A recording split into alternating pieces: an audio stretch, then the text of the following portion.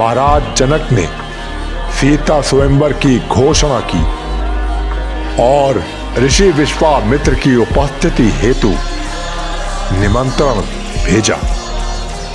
आश्रम में राम व लक्ष्मण उपस्थित के कारण ऋषि विश्वामित्र मिथिलापुरी साथ ले गए। महाराज जनक ने उपस्थित ऋषि मुनियों के आशीर्वाद से स्वयंवर के लिए शिव धनुष उठाने के नियम की घोषणा की। सभा में उपस्थित कई राजकुमार, राजा व महाराजा धनुष उठाने में विफल रहे। श्री राम जी ने धनुष को उठाया। इस तरह सीता का विवाह श्री राम जी से निश्चय हुआ।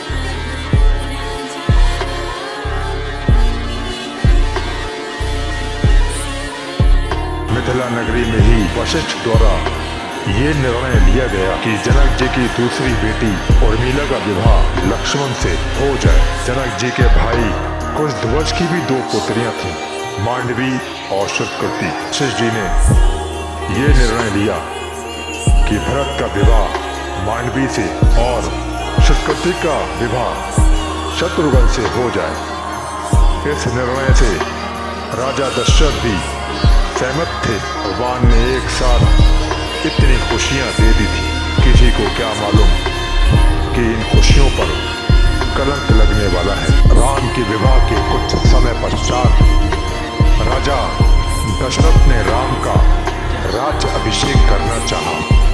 तब मंथरा, जो कैकेयी की दासी थी, उसने कैकेयी की बुद्धि को फेर दिया।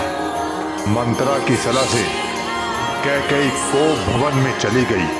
राजा दशरथ जब मनाने आए, उनसे वरदान मांगे कि भरत को राजा बनाया जाए और राम को 14 वर्षों के लिए वनवास में भेज दिया जाए। राम के साथ सीता और लक्ष्मण भी वन चले। श्रृंगवेरपुर में निषाद राज ने तीनों की बहुत सेवा की। केवट ने तीनों को गंगा नदी के पार उतारा। प्रयाग पहुंचकर राम ने भारद्वाज मुनि से भेंट की। वहां से राम यमुना स्नान करते हुए वाल्मीकि ऋषि के आश्रम पहुंचे। वाल्मीकि से हुई मंत्रणा के अनुसार राम, सीता और लक्ष्मण चित्रकूट में निवास करने लगे। अयोध्या में पुत्र के वियोग के कारण दशरथ का स्वर्गवास हो गया। वशिष्ठ ने भरत और शत्रुघ्न को उनके ननिहाल से बुलवा लिया। वापस आने पर भरत ने अपनी माता कैकेयी की उसकी कुटिलता के लिए बहुत भर्त्सना की और गुरुजनों के आज्ञा अनुसार दशरथ की अंत्येष्टि क्रिया कर दिया। भरत ने अयोध्या के राज को अस्वीकार कर दिया और राम को मनाकर वापस लाने के लिए समस्त जनों के साथ चित्रकूट चले गए।